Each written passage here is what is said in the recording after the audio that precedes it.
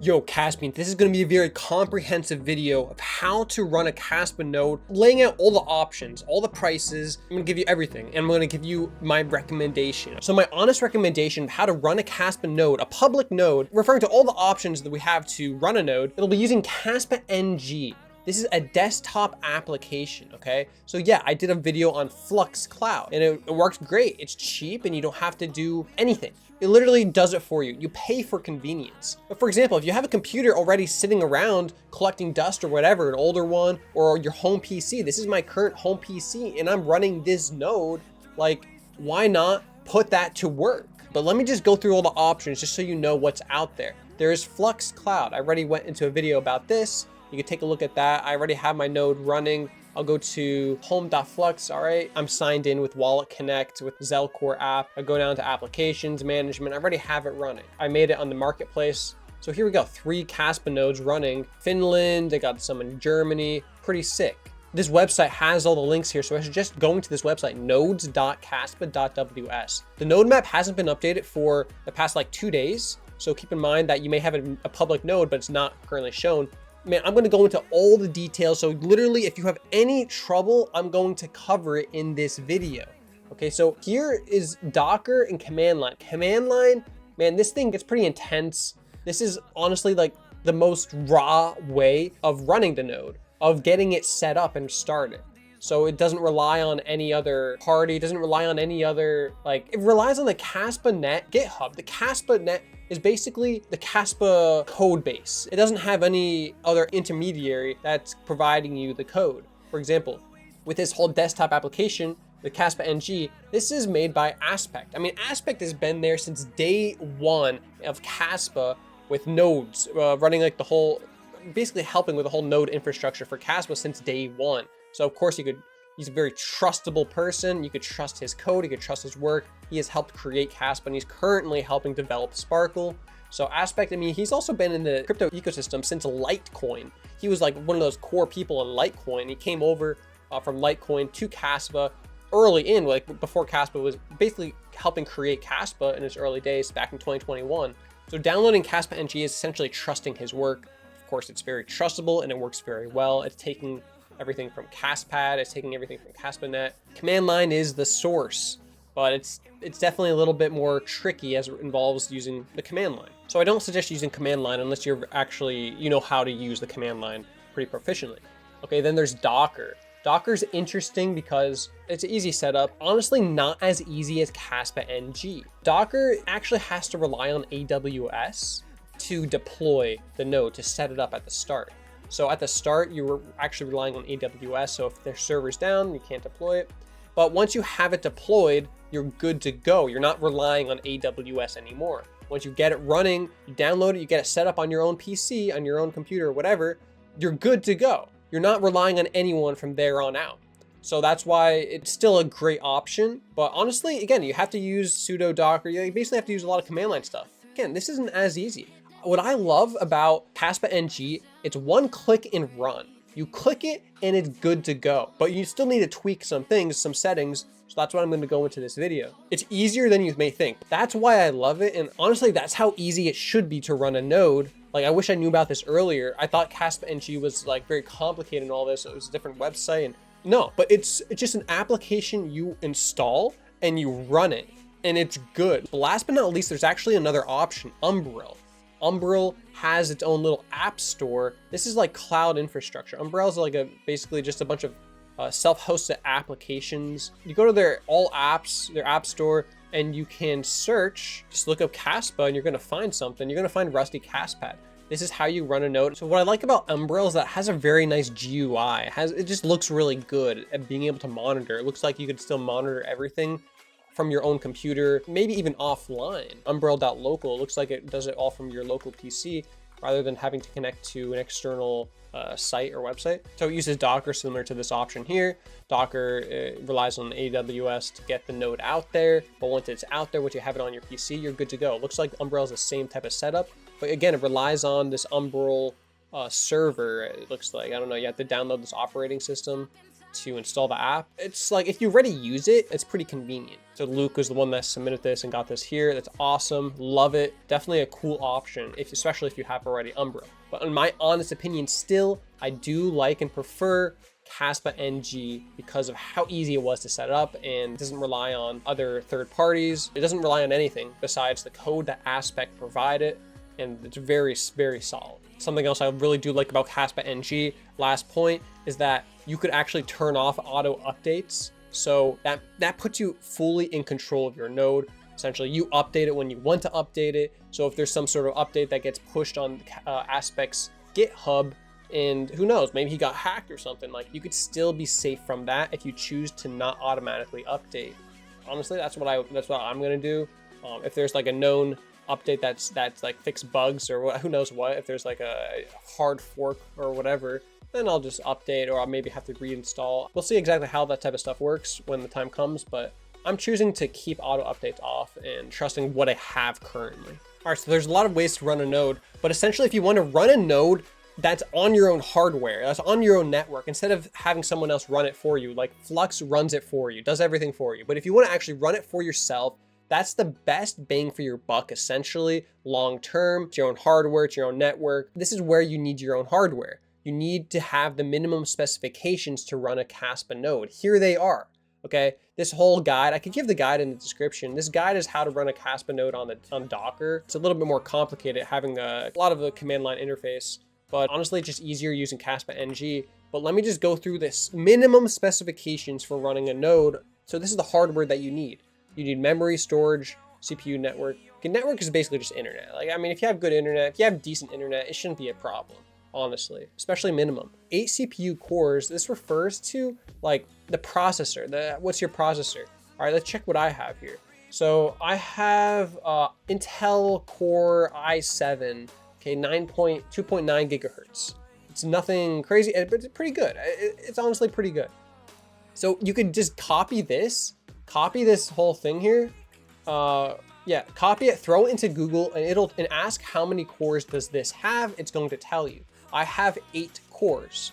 It's sufficient, it's pretty good, it's pretty solid. Honestly, I thought I had 16, but it gets the job done. This gets the job done just fine. It's also the minimum requirement, having 8 cores. This is because the cores each can run things in parallel. So memory, at least 16 gigabytes of RAM. So I have 32 gigabytes, and here we go. I'm running a node right now on my, here, my home PC. It's cool, you can see all the price, you can see all the different things. But here we go, looking at the memory, for example, this is essentially the memory of the RAM. This memory refers to RAM going to the task manager of your PC. You could check literally what's being done. What's the utilization of your computer right now? I'm at 32 gigabytes of RAM, recording this video, having Discord up, having Google Chrome up, having the node running, the node and all this up. It's just 55% of my total memory. So if I had 16 gigabytes RAM, everything might be slightly slower. But keep in mind, I'm running a lot of things at the same time here. I have all these tabs open on Chrome. I have OBS running, recording this live right now. And of course I have my node running. So if you have a home PC, of course it'd be better if your home PC has 32 gigabytes. That would definitely allow you to multitask just fine. I haven't had any issue. So if you're having 16 gigabytes, only 16, some things might be a little slower, especially if you're running a lot of things at the same time. But if you, for example, just doing some light work, you're doing some Google searches, you're on X, you're maybe opening a document, you're writing in a document, it shouldn't have any issue with just 16 gigabytes of RAM while simultaneously running a node, especially while the network is like, nothing much is really going on right now. Once the network starts, getting up to speed, gets filled blocks and a lot of transaction activity, then you might have a little bit more trouble. And by then, it could be definitely a time to buy your own separate PC, a separate computer, a little one, for just running a node. I mean, that'll be ideal. Storage, it recommends an SSD, 256 gigabytes. Okay, SSD is faster. It can read and write faster than a hard drive. So having an SSD is pretty important, pretty good. If you do have a hard drive, it should still work, but your node may lag behind it just slightly. You may have a little bit of trouble of syncing all the way up to speed. But that's the recommended minimum storage, okay? It's 256. Right now I'm running putting on a hard drive that has like about 500 gigabytes of free space of SSD. So I'm pretty solid with I have 8 cores, 32 gigabyte RAM, 500 SSD. That's what I have right now. Network is also fine. But here, this is how you hunt for hardware that you don't want to run on your home PC, but you want to run a node. And check this out. I got the tip to check eBay. Oh my gosh. Look up eBay, go look up computer and put 16 gigabyte RAM or whatever. If you want a 32, then look up 32. But I'm looking at the minimum right now, 16. And there's a lot of little mini stuff here. And it looks pretty good, but honestly, like really good stuff starts coming in at around $60 to $70.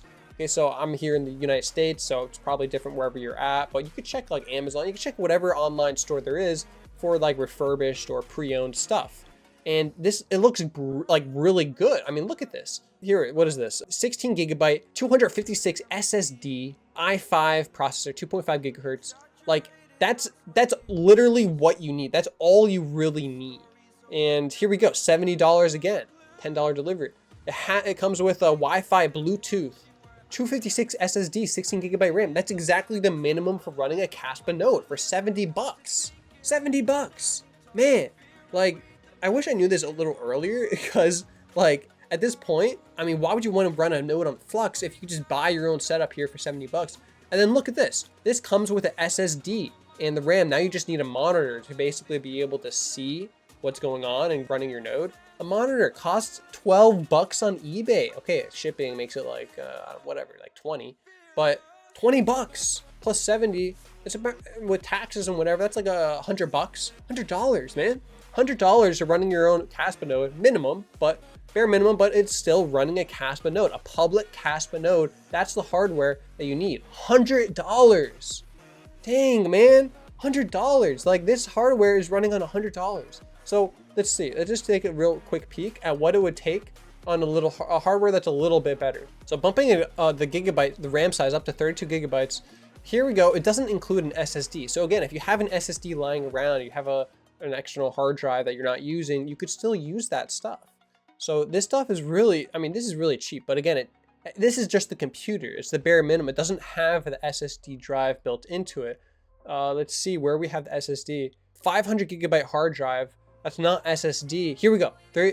SSD is what, 32 gigabyte? That's so little. Interesting options. Basically, you just have to look on eBay. That's what I suggest doing. That you don't need something crazy. You just need it to run a node. This is the Raspberry Pi, which can also be used to run a Kaspa node. Raspberry Pi is like basically a mobile phone. Look how small this thing is. This thing could run a Kaspa node on your phone. Unbelievable. Speaking of cheap, Tangem has a promo just for Kaspa. This is ridiculous. I mean, yeah, they have like their other limited edition collections, like the Peaches collection refers to Bitcoin, but they have Kaspa. No other altcoin is included in this campaign.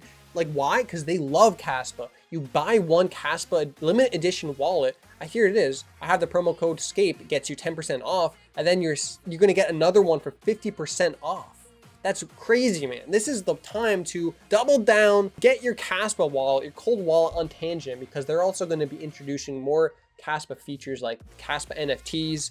They have KRC20 currently on Tangem, but also the ZK EVM. That's going to be, I don't know when, but that's in the works to be compatible with Tangem. Like they said, there's a lot on their plate. That's like stuff they want to get integrated. Kaspa limited edition is included with this promo code, this rare promo code, rare promotion of getting 50% off your second one.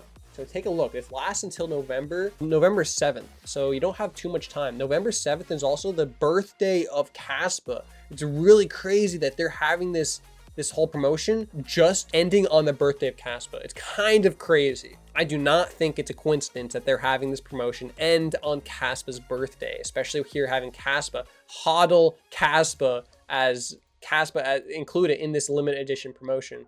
Buy your Kaspa wallet, get 50% off, plus another 10% off, promo code SCAPE.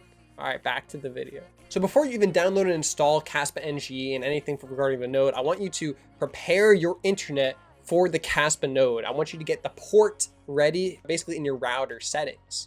Okay, so your router, whatever it is for your internet, it has its own IP address. Okay, so Netgear, for example, by default is either going to be this or this. For me, it is this. So what I'm gonna do is just throw that in, and this is gonna get me to this screen. This is how I access the settings of my internet router. Everyone is gonna maybe have a different IP address here for their router. That's something you just have to look up. Look up whatever your router is, if it's Netgear or whatever other router it is. Here are other routers, for example, Asus, TP-Link, Eero, Google, Links.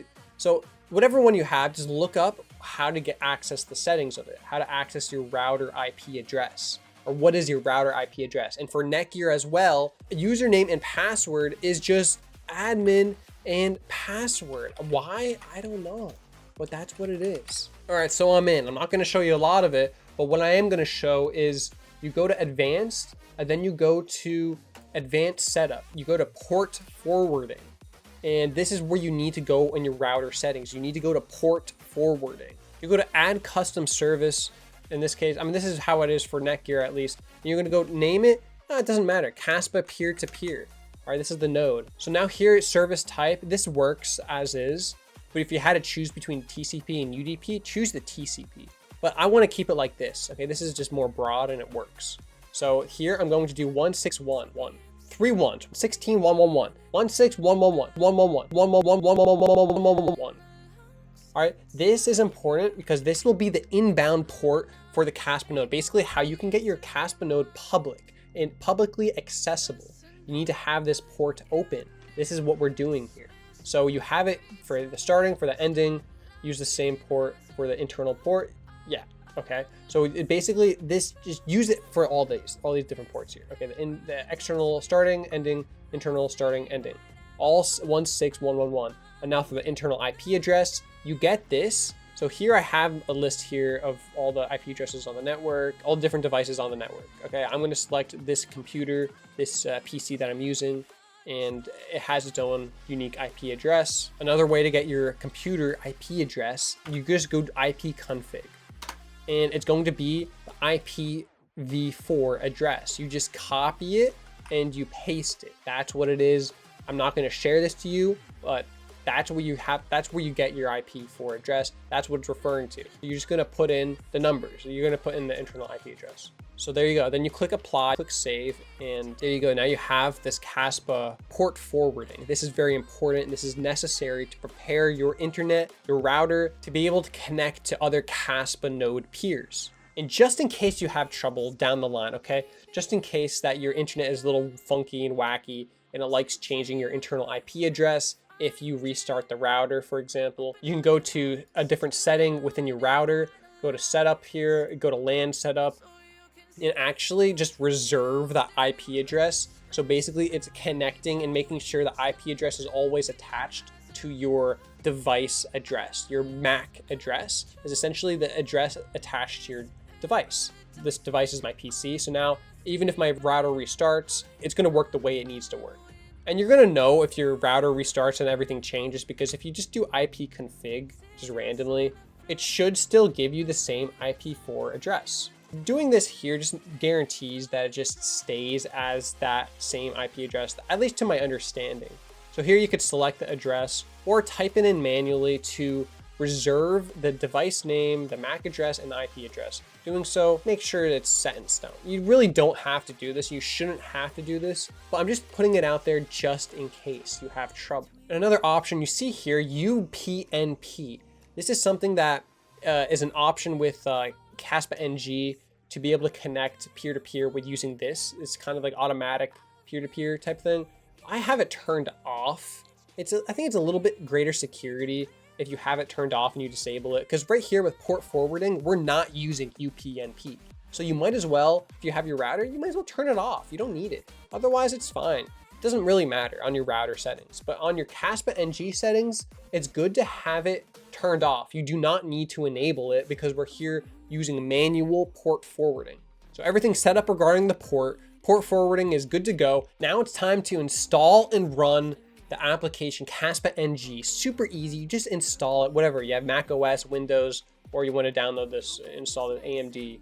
Okay, but I have Windows, so I'm going to download and install the zip file. I download, I install it. So I'm going to actually put it in the folder in my SSD drive. Okay, I'm going to just put it in there. So there it is. I made another folder called Rusty Kaspa. So first you have these two .exe files, your choice, okay? I'm gonna run the console, run this as an administrator. You don't need to run it as administrator, but I chose to run it as administrator just to make sure nothing gets messed up with the firewall or something like that. Okay, by default, you shouldn't have any issues, but if you do have issues with the firewall, for example, if something's just not working for Windows or even for Mac, they have its own Mac firewall. Look up firewall, you click on it, you go to both inbound and outbound rules to make sure, and you could add a new rule, basically giving this application, you look up the program. This is the program you want to be able to bypass the firewall or allow to work through the firewall for both inbound and outbound connections. Once you give this access through the firewall, in case there's any issues, it's also going to include the port. The port is going to be able to have no issues with inbound connections as well. The 16111, the one that we just set up. And you run this as administrator because that's the application that we're trying to run here. This is the node overview. Check out the price of Kaspa. You could even create a wallet if you want. You have metrics. Block DAG is not going to show until the node is fully synced. It's going to take a lot of time. It's going to take a lot of time to fully sync, but that's okay. That's normal. And you have log files as well. This is what's going to show when you start it up. It's going to show a lot of validating, a lot of different things. But the thing we're going to pay attention to immediately, you want to go to settings. Set your data storage folder. Here I have Rusty Kaspa. This is where I have it pointing to my SSD drive. So I have this being held in the SSD. This is where the majority of the storage is going to be located. Right click, copy as path, put it in there, delete the quotation marks, and there you go. You have Rusty Kaspa. This is now, and you click apply. You have to remember to click apply. Now you're pointing it to the SSD. This is where, all the storage is going to be going down. This is where you want to have it in the SSD. Okay, so do this as soon as you can after you install it, because this way, basically, so the data doesn't get stored on your main drive of your PC. It gets stored here. So after you do that, you're then going to scroll all the way down. And also notice that you don't need this UPnP on. You don't need it enabled. You scroll down some more and there you go, advanced settings. You're gonna click on enable custom daemon arguments. It's like daemon arguments. You're gonna enable that. Click confirm. You're gonna scroll back up and you're gonna see this here, activate custom daemon arguments. You're gonna activate that, click it, and you're gonna be able to add a custom argument. This is gonna be very important to get your node public and get it working properly, okay? So you're gonna do -- external IP, and the IP address that you're gonna put in here, you're gonna get it by looking up the site, whatismyipaddress.com. All right, this is going to give you your IP4 address, your publicly shown IP address for this computer. So basically, we went to port forwarding, we had this internal IP address. That's your internal IP address. That's like the local IP address, but your network is going to then change that into a publicly shown IP address that's different. This is what that is. This is what's attached to that. So this is what you need to copy, and you're going to paste it right here. You're going to type -- external IP, no spaces, and then =, and then you're going to paste that IP address right here. All right, so this is different than the one that we did for port forwarding, but it's essentially the publicly shown version of that IP address. Okay, you don't really need to know the technicals, but this is what you're going to paste in here. Okay, you're gonna click then confirm. And there you go. That's all you need to do. Eyes in the sky, gazing far into the night. I raise my hand. Everything is done. And how do you know it's done? Another beautiful website. Check it out. arewepublicyet.com. The IP address that you just got from the other site, paste it in, test node connectivity. All right, what does it say? It says your node is public and accessible. Let's go. All right, that's good news. That means your node is now public. It is out there and is decentralizing the block DAG. It is making the block DAG more robust. It's allowing people to connect to it. Your node is verifying the state of the blockchain all the way back to the Genesis block via UTXOs and having that history intact, making sure no funny business. There's not been more coins minted or whatever. No, everything is set. So that's the beautiful thing about these nodes. Although they are pruned, they are still verifying the state all the way back to the Genesis with UTXOs. The UTXOs have all the information it needs to be able to verify. That's beautiful. So this is not an archival node. That archival nodes show basically what you need to see with the Blockchain Explorer, being able to see with your own eyes the transactions. Here's the real-time transactions on Kaspa.fyi. You see regular, you see KRC20, So these transactions, that's being run by the archival node. The archival node is just going to get a lot of extra storage on the SSD. So we're not doing that. We're just keeping the pruned node, which is all you need to keep the block DAG decentralized. Essentially, if there's not a single archival node on Kaspa, then Kaspa becomes a privacy chain. So all that hype around privacy chain, like literally it's not that hard for Kaspa to become a privacy chain. You need to stop allowing archival nodes, and then boom. Kaspa can offer privacy as a layer built on top of Kaspa that does what, for example, Zcash does while benefiting from the scalability of Kaspa. That's what Kaspa allows, and what it will allow, it's going to allow a lot of different applications to be built on top of Kaspa to take advantage of the L1 architecture that Kaspa has to offer. Essentially, it could be like a black box. Once it enters that black box above Kaspa or below Kaspa or whatever it wants to be, it enters that black box, and then boom, the transactions, you don't see it anymore. You won't have the archival nodes like capturing what's happening after that point. It's still possible to do such things, all built on top of Kaspa. So you go inside your rusty Kaspa folder. One more point here, go to Kaspa mainnet, go to logs. You can check the error logs if you have any error logs, and go to the Kaspa Discord, scroll down a little bit and go to help-node. And here we go. You're going to be able to ask questions to fellow Kaspians out there. Tim is extremely helpful, extremely knowledgeable. Tim is actually an archival node maintainer, so he really does know a lot about nodes. Put your question in here and you're going to get the best help you could possibly get from fellow community members. For example, if you have an error in the error log, throw that into the Discord and they'll help you out.